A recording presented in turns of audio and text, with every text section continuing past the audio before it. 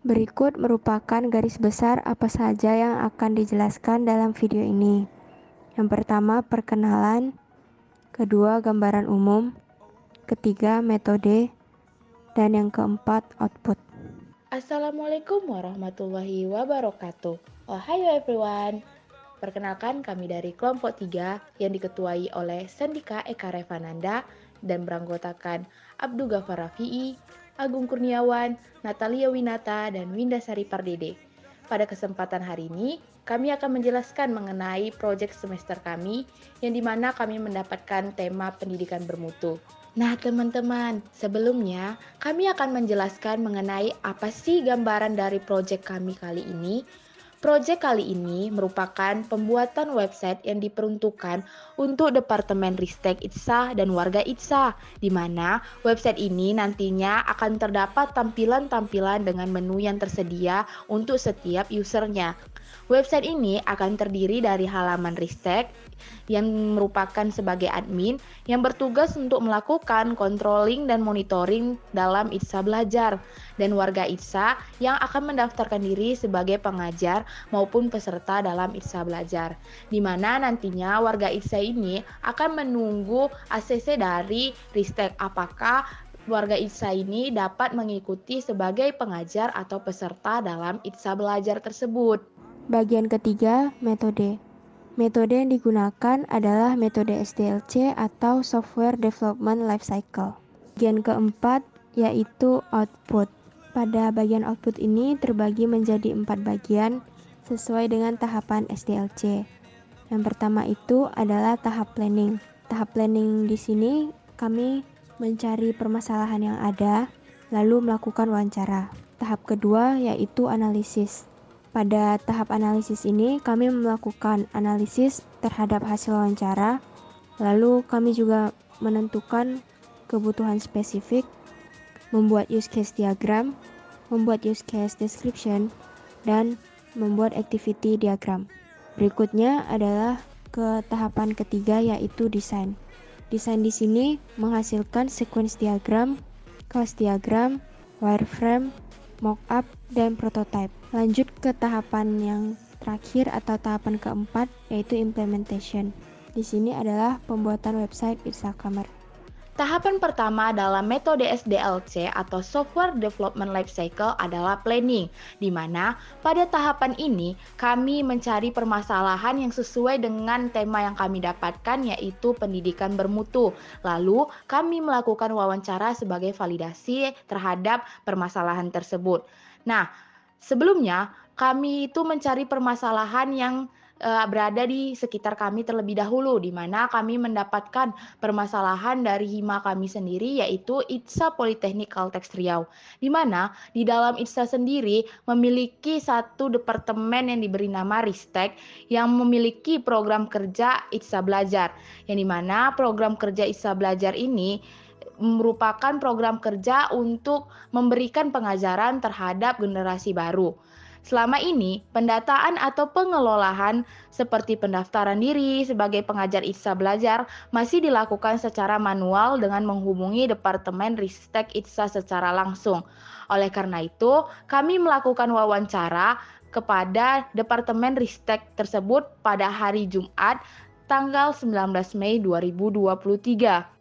Yang kedua, kita akan masuk ke dalam tahap analisis yang dimana setelah dari wawancara tadi kami telah memberikan beberapa pertanyaan kepada Departemen Ristek dan kami mendapatkan hasilnya, yaitu yang pertama, proyek ITSA Kemer dapat dimulai karena memang benar sistem ITSA Belajar sampai sekarang masih diadakan pendaftaran dan pendataan secara manual.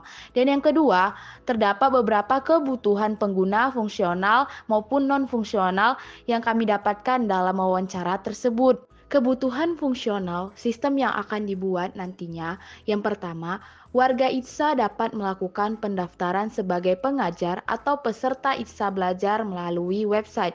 Yang kedua, Ristek yang berperan sebagai admin dapat mendaftar pengajar maupun peserta ITSA Belajar melalui sistem atau website tersebut. Selanjutnya, kebutuhan non-fungsional. Secara operasional, website ini dapat diakses secara online, kapanpun dan dimanapun. Secara performance, website ini dapat melakukan pendataan peserta ITSA Belajar yang lengkap, seperti perkembangan setiap pertemuannya, di mana didata langsung oleh pengajarnya dan peserta bisa mendapatkan sertifikat dari setiap course yang telah diselesaikannya.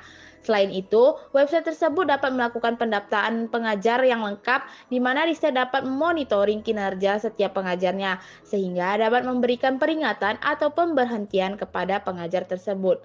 Secara reliability, website yang akan menampilkan informasi mengenai pendaftaran pengajar atau peserta yang diberikan oleh Departemen Riset dalam waktu kurang dari 5 detik. Secara safety, website ini menggunakan sistem yang lebih aman karena data dari pengajar maupun peserta disimpan di dalam database. Secara security, terdapat sistem login untuk setiap penggunanya, sehingga keamanan data lebih aman. Secara usability, pada website ini terdapat CRUD yaitu Create, Read, Update, dan Delete, di mana dapat memudahkan admin dalam melakukan pendataan sehingga menjadi lebih akurat. Oke, selanjutnya adalah use case diagram, di mana kita dapat melihat nih ada 3 aktor dalam gambar tersebut, di mana 3 aktor ini dapat melakukan beberapa kegiatan. Yang pertama itu, setiap aktor wajib melakukan login, di mana melakukan login sesuai dengan role-nya masing-masing. Yaitu selanjutnya untuk Ristek. Ristek itu dapat melakukan mengelola profil, mengelola pendaftaran, mengelola pengajar, mengelola peserta, mengelola jadwal pengajar, mengelola jadwal peserta, mengelola histori pengajar, mengelola histori peserta. Dan selanjutnya itu terdapat 2 aktor lagi yaitu pengajar dan peserta. Kegiatan yang dapat dilakukan pengajar dan peserta ini hampir memiliki kesamaan, di mana dapat mengelola profil, mengelola penilaian peserta, mengelola penilaian pengajar. Yang membedakan yaitu dalam pengajar itu dapat mengelola sertifikat, sedangkan pada peserta itu dapat melihat sertifikat tersebut. Selanjutnya adalah use case description, di mana use case description ini terdiri dari beberapa kegiatan yaitu melakukan login, melakukan pendaftaran, mengelola data pendaftaran, mengelola data pengajar, mengelola data peserta, mengelola jadwal pengajar, mengelola jadwal peserta, histori pengajar, histori peserta, mengelola profil, melihat penilaian pengajar, melihat penilaian peserta, mengelola sertifikat, dan melihat sertifikat. Berikut merupakan contoh dari use case description login, di mana aktor dapat melakukan login sesuai role-nya masing-masing dan melakukan validasi terhadap username dan password. Selanjutnya adalah use case description daftar, di mana setiap warga ITSA dapat melakukan pendaftaran sebagai peserta atau pengajar yang dimana harus melakukan pengisian formulir sesuai dengan pilihannya, yaitu pengajar atau peserta. Oke, selanjutnya adalah use case description kelola, di mana pada use case description kelola ini terdapat lagi beberapa kegiatan atau beberapa aksi, diantaranya menambah data, mengubah data, mencari data, dan menghapus data. Selanjutnya adalah activity diagram, di mana kegiatan-kegiatan dalam activity diagram ini sama dengan use case description yang sebelumnya telah dijelaskan. Yaitu yang membedakan adalah bahwasannya activity diagram ini merupakan langkah-langkah atau flow kegiatan yang lebih terperinci dari setiap kegiatan pada use case description tersebut. Berikut merupakan activity diagram dari beberapa kegiatan, yaitu ada login, daftar, dan kelola, yang merupakan isinya sama seperti use case description yang sebelumnya telah dijelaskan. Tahapan ketiga, desain. Output dari tahapan desain yang pertama adalah sequence diagram. Sequence diagram di sini yang kami buat ada 14. Di antaranya, yang pertama sequence diagram melakukan login, kedua melakukan pendaftaran, ketiga mengelola data pendaftar, keempat mengelola data pengajar, kelima mengelola data peserta, keenam mengelola data jadwal pengajar, ketujuh mengelola jadwal peserta, kedelapan histori pengajar, 9 histori peserta, 10 mengelola profil, 11 melihat penilaian peserta, 12 melihat penilaian pengajar, 13 mengelola sertifikat, dan yang ke-14 melihat sertifikat. Berikut merupakan contoh sequence diagram melakukan login, yang mana di dalamnya itu terdapat validasi username dan password. Kemudian ada juga contoh sequence diagram pendaftaran. Di sini sequence diagramnya berisi inputan ke database. Lalu ada juga contoh sequence diagram untuk aksi mengelola, yang mana di dalam sequence diagram itu terbagi menjadi 4 bagian, yaitu untuk menambah, mengubah, mencari, dan menghapus. Lalu ada output kedua dari tahapan desain, yaitu class diagram. Pada kesempatan kali ini, karena class diagramnya terlalu besar dan takutnya tidak terlihat di slide, maka kami membaginya menjadi 3 bagian. Dapat dilihat bahwa kelas diagram ini terdiri dari 19 boundary, 3 controller, dan 7 entity yang saling berhubungan. Pada halaman ini menampilkan lanjutan kelas diagram. Output berikutnya dari desain adalah mockup. Mockup sendiri merupakan gambaran halaman dari wireframe yang telah ditambah warna serta komponennya. Lalu ada prototype yang merupakan mockup yang telah diberi alur kerja. Jadi di sini user lebih mendapat gambaran jelas terkait seperti apa website yang sedang dibangun. Oke, di sini ada kita masuk ke halaman login. Di sini ada untuk sign in-nya, untuk loginnya. Nah, kita langsung ke sign up terlebih dahulu. Oke, di sini ada 2 pilihan. Yang pertama sebagai pengajar, yang kedua sebagai peserta. Kita contohkan satu untuk mendaftar sebagai peserta dulu. Nah, pertama di sini ada emailnya. Kita masukkan emailnya, misalnya oke@gmail.com. NIM-nya 2155 365 512 misalnya gitu kan. Terus nama lengkapnya misalnya buat tes oke. Kelasnya 2 TIA, jenis kelaminnya laki-laki. Terus mau motivasi untuk bergabung nih yaitu tes aja. Ini cuma tes aja, passwordnya misalnya 1 sampai 8. Ikut juga di bawahnya. Oke. Baru kita checklist, baru sign up. Nah, sukses register. Mungkin selanjutnya kita akan masuk ke akun tadi, misalnya tadi oke@gmail.com. Kemudian ada passwordnya tadi 1 sampai 8. Oke, maka masuk ke halaman profil. Nah, di sini karena baru buat akun jadi ini masih banyak di strip kayak level yang lain-lain.